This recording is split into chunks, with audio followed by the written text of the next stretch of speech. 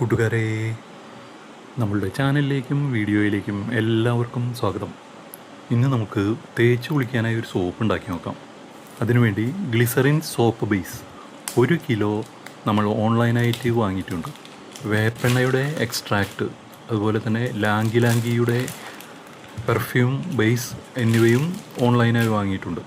ആദ്യമായി soap base ചെറുതായി cut ചെയ്തെടുക്കണം. എത്രയും ചെറുതാക്കാൻ പറ്റുന്നോ അത്രയും ചെറുതാക്കൂ.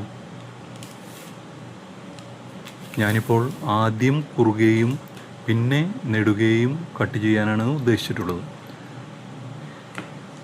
ഇതുപോലെ ഒരു കത്തി ഉപയോഗിച്ച് നിങ്ങൾ കട്ട് ചെയ്താൽ മതി. എളുപ്പത്തിൽ തന്നെ കട്ട് ചെയ്തെടുക്കാൻ സാധിക്കുന്നതാണ്.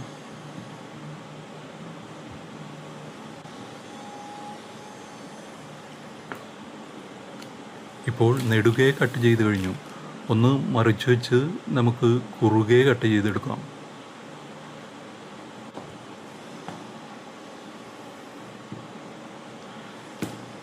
അപ്പോൾ ഇതെല്ലാം ഓരോ ചെറിയ കഷ്ണങ്ങളായി മാറിയിട്ടുണ്ട്. ഇനി ഇതിനെയെല്ലാം ഒരു സ്ലൈസ് ആക്കി മുറിച്ചെടുക്കണം. അപ്പോൾ കഷ്ണങ്ങൾ ഒന്നുകൂടി ചെറുതായി കിട്ടും.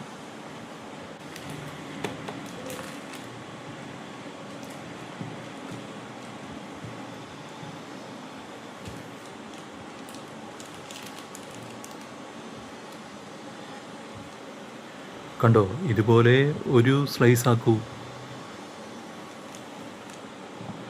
ഇപ്പോൾ കഷ്ണങ്ങളെല്ലാം നന്നായി ചെറുതായി കിട്ടിയിട്ടുണ്ട്. നമുക്ക് ഇനി വേണ്ടത് ഒരു സ്റ്റീൽ പാത്രമാണ്. ഇതുപോലുള്ള പാത്രം ഉപയോഗിക്കുകയാണെങ്കിൽ എളുപ്പമുണ്ട്. സോപ്പ് ബേസ് മെൽറ്റ് ചെയ്ത് എടുക്കുന്നതിനായി ഒരു കയ്യിലും ആവശ്യമുണ്ട്. ഇനി കഷ്ണങ്ങളെല്ലാം ഈ പാത്രത്തിലേക്ക് മാറ്റാം. ഇത് ഡബിൾ ബോയിൽ മെത്തേഡിലാണ് മെൽറ്റ് ചെയ്ത് എടുക്കേണ്ടത്. നമ്മുടെ സ്വന്തം ആവശ്യത്തിനായി സോപ്പ് ഉണ്ടാക്കുന്നതിനായി പ്രത്യേകം അനുമതിയുടെയോ ലൈസൻസുകളുടെയോ ആവശ്യമില്ല. ഞാൻ സ്ഥിരം ഉപയോഗിക്കുന്ന സോപ്പാണ് ഫ്ലിപ്കാർട്ടിൻ്റെ ആൻറ്റി ബാക്ടീരിയൽ നീം സോപ്പ്. നല്ല ക്വാളിറ്റിയുള്ള സോപ്പ് ആണിത്. ഇതും ഞാൻ ഓൺലൈൻ ആയിട്ടാണ് ഓർഡർ ചെയ്യാറ്. ഓർഡർ ചെയ്താൽ പിറ്റേ ദിവസം തന്നെ ഇത് എനിക്ക് ലഭിക്കാറുണ്ട്. 4 സോപ്പുകളാണ് ഇതിൽ ഉണ്ടായിരിക്കുക. ഇനി നമുക്ക് നമ്മൾ നുറുക്കി വെച്ചിട്ടുള്ള സോപ്പ് കഷ്ണങ്ങൾ ഡബിൾ ബോയിലിംഗ് മെത്തേഡിൽ ഉരുക്കിയെടുക്കും. അതിനായി ഒരു പാത്രത്തിൽ വെള്ളം വെച്ച് അതിലേക്ക് സോപ്പ് കഷ്ണങ്ങൾ ഇട്ട് വെച്ചിട്ടുള്ള പാത്രം മുക്കി വയ്ക്കുക.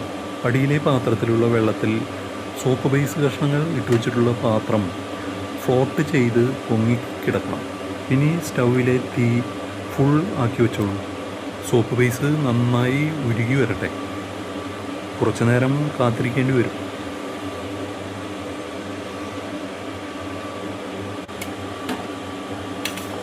ഇപ്പോൾ സോപ്പ് ബേസ് കഷ്ണങ്ങൾ കുറേശ്ശെ ഉരുകി വന്ന് തുടങ്ങിയിട്ടുണ്ട്. അതൊന്ന് നന്നായി ഇളക്കി കൊടുക്കാം. കയ്യിലേക്ക് തൂവി വീഴാതെ ശ്രദ്ധിക്കണേ. നന്നായി ഇളക്കി കൊടുത്ത് മിക്സ് ചെയ്തു. ഈ സോപ്പിൽ ശരീരത്തിന് ഹാനികരമായ ഒരു തരത്തിലുള്ള കളറുകളും ഞാൻ ചേർക്കുന്നില്ല. കുറച്ച് ഭംഗി കുറഞ്ഞാലും ശരീരത്തിന് ദോഷമില്ലല്ലോ. ഞാൻ ഈ സോപ്പിൽ വേപ്പെണ്ണയുടെ എക്സ്ട്രാക്റ്റ് മാത്രമാണ് ചേർക്കുന്നത്. സോപ്പ് ബേസ് നന്നായി ഉരുകി വന്ന് തുടങ്ങിയിട്ടുണ്ട്. കണ്ടോ, ഇപ്പോൾ നന്നായി ഉരുകി. ഒന്നുകൂടി നന്നായി ഇളക്കി കൊടുത്ത് നമുക്ക് ഇതിലേക്ക് വേപ്പെണ്ണയുടെ എക്സ്ട്രാക്റ്റ് ചേർത്ത് കൊടുക്കണം. ഉരുകിയ ഗ്ലിസറിൻ സോപ്പ് ബേസ് നിങ്ങൾ കണ്ടോളൂ. കളർ ചേർക്കാത്തതിനാൽ ഇത് വെച്ച് സോപ്പ് ഉണ്ടാക്കുമ്പോൾ ട്രാൻസ്പെറൻ്റ് ആയിട്ടായിരിക്കും നമുക്ക് കിട്ടുക. ഓക്കെ, സോപ്പ് ബേസ് ഇപ്പോൾ നന്നായി ഉരുകിയിട്ടുണ്ട്. ഇനി നമുക്ക് വേപ്പെണ്ണയുടെ എക്സ്ട്രാക്റ്റ് ഇതിലേക്ക് ചേർത്ത് കൊടുക്കാം. ഏകദേശം ഒരു 10-15 മില്ലിയോളം ഞാനിതിൽ ചേർക്കുന്നുണ്ട്. നിങ്ങൾക്ക് ആവശ്യമുള്ളത്ര നിങ്ങൾ ചേർത്തോളൂ. കുപ്പിയിൽ നിന്നും സ്ക്വീസ് ചെയ്ത് ഞാൻ ഒഴിച്ചു കൊടുക്കുന്നുണ്ട്, കണ്ടില്ലേ? ഇനി നമുക്കിത് നന്നായി ഇളക്കി യോജിപ്പിച്ചെടുക്കണം. നന്നായി തന്നെ ഇളക്കി യോജിപ്പിക്കണം. ഒരു ചെറിയ കളർ മാറ്റം വന്നിട്ടുണ്ട്. ഇളക്കിക്കോളൂ. എന്തായാലും നന്നായി മിക്സ് ആവട്ടെ.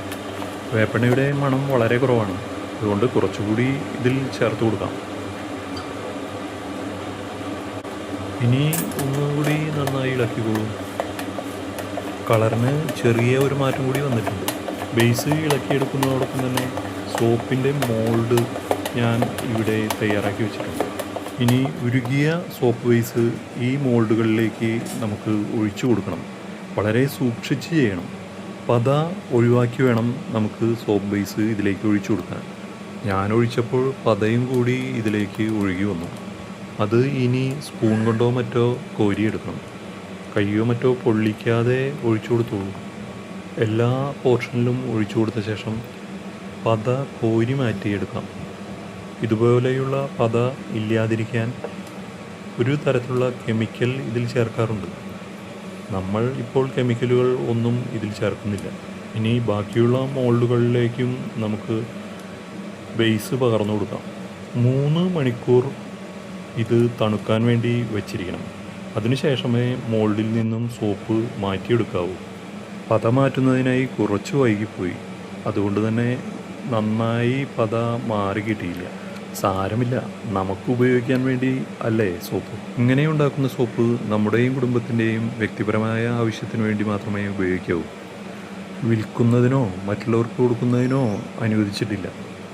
അതിനായി പ്രത്യേകം ലൈസൻസുകൾ നേടിയെടുക്കേണ്ടതുണ്ട്. വീഡിയോ എല്ലാവർക്കും ഇഷ്ടമായോ? ഒന്ന് ലൈക്ക് ചെയ്തേക്കണേ. സബ്സ്ക്രൈബ് ചെയ്യാനും മറക്കരുത്. ഇനിയപ്പോൾ അടുത്ത വീഡിയോയിൽ കാണാം. അതുവരെ എല്ലാവർക്കും താങ്ക് യു ഫോർ വാച്ചിങ്. ഞാൻ സോപ്പ് 3 മണിക്കൂറിന് മുമ്പേ മൗൾഡിൽ നിന്നും മാറ്റിയെടുത്തു. അതുകൊണ്ട് തന്നെ വിരലിൻ്റെ അടയാളമൊക്കെ കണ്ടോ?